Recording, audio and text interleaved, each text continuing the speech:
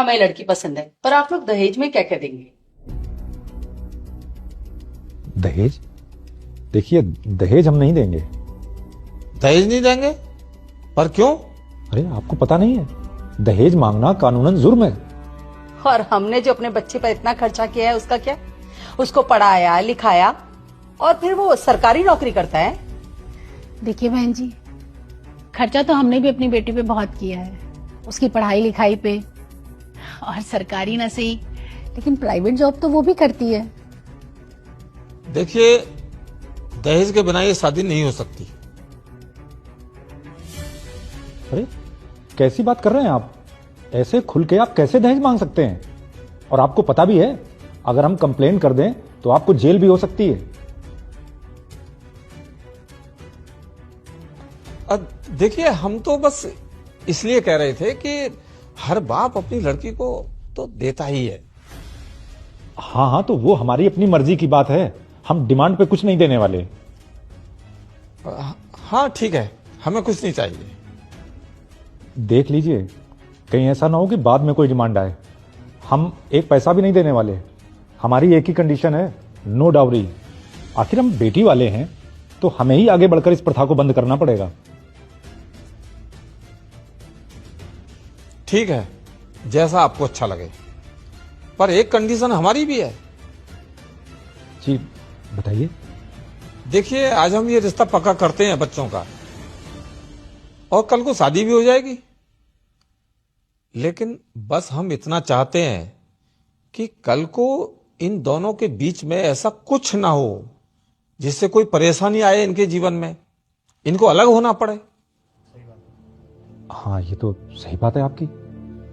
पर कल को इनकी नहीं बनती, जो आजकल नॉर्मल बात है कि जरा जरा सी बात पर डाइवोर्स लेना, अलग होना। ये तो आम बात हो गई है आजकल। देखिए, आज हम आपसे दहेज में 1 रुपया भी नहीं लेंगे, लेकिन कल को इन दोनों के बीच में कुछ हुआ और ये अलग अलग हुए तो हम एलिमनी में भी 1 रुपया भी नहीं देंगे। ये शर्त आपको मंजूर है तो हमें ये रिश्ता मंजूर है। लेकिन हस्बैंड की प्रॉपर्टी में तो वाइफ का हिस्सा होता है ना? हाँ होता है, लेकिन तब तक जब तक वो दोनों हस्बैंड वाइफ हैं, डिवोर्स के बाद नहीं। और फिर आपकी बेटी तो पढ़ी लिखी है, कमाती है, हमें ना डिवोर्स के बाद उसकी कमाई में से कुछ नहीं चाहिए। लेकिन शर्त यह है कि हम अपने घर से या अपने बेटे की कमाई से भी उसे कुछ नहीं देंगे। देखिए, ऐसा नहीं है कि हम लोग दहेज लेना चाहते हैं या दहेज के लालची हैं, हम भी उसके खिलाफ हैं। लेकिन शर्त यह है कि अगर हम दहेज नहीं लेंगे तो हम एलिमनी भी नहीं देंगे, इन केस कभी अगर बच्चों का डिवोर्स हुआ तो। क्योंकि हमारे लिए दोनों बराबर ही है, ना हम दहेज के फेवर में हैं, ना हम एलिमनी के। हम आपको बस यही समझाना चाहते हैं।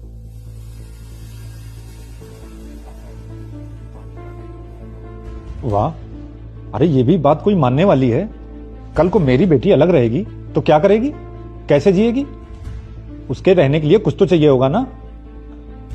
अरे तो वो इतना तो कमाती है ना, जो अपनी देखभाल स्वयं कर सके।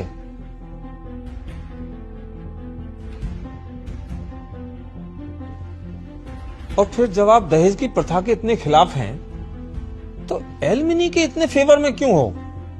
इसके भी खिलाफ रहिए ना दहेज देंगे, ना एलिमनी में 1 रुपया लेंगे।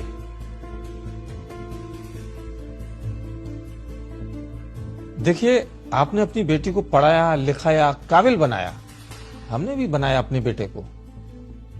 और आप अपनी हैसियत के हिसाब से अपनी बेटी की शादी में खर्चा करेंगे, हम अपनी हैसियत के हिसाब से करेंगे।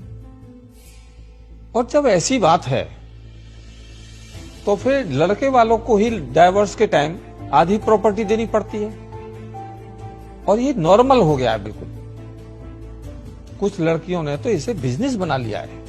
शादी करो, 2-4 साल साथ रहो और फिर डाइवोर्स ले लो, और इसके बाद लाखों करोड़ों अंदर।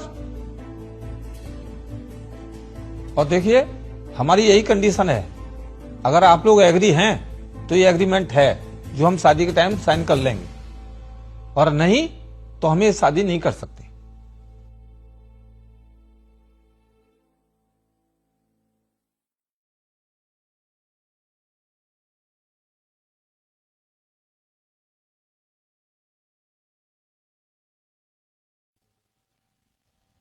हमें हमारा जवाब मिल गया। चलो बेटा आइए। मुझे मंजूर है। बेटी, पापा ये सही तो कह रहे हैं। अगर दहेज लेना गलत है तो फिर एलिमनी लेना इतना नॉर्मल क्यों है? और मैं इतनी काबिल हूँ, इतना कमाती हूँ मैं। इन केस अगर कल को हम दोनों साथ में नहीं रहते किसी भी रीजन की वजह से, मैं अपने आप को एक बहुत अच्छी लाइफ दे सकती हूँ। और लड़कियों के साथ जो भी गलत होता है सब आवाज उठाते हैं, और अगर वही सेम लड़कों के साथ कुछ गलत होता है तो कोई बात तक नहीं करता उस बारे में। जिसकी सोच इतनी अच्छी हो ना, उनके घर का भी नहीं टूटा करते। और मैं खुश नसीब हूं कि मुझे तुम्हारे जैसी अंडरस्टैंडिंग पार्टनर मिल रही है। मम्मी पापा, मुझे रिश्ता मंजूर है, मुझे रिया पसंद है। शाबाश बेटा, हमें ये लड़की पसंद है।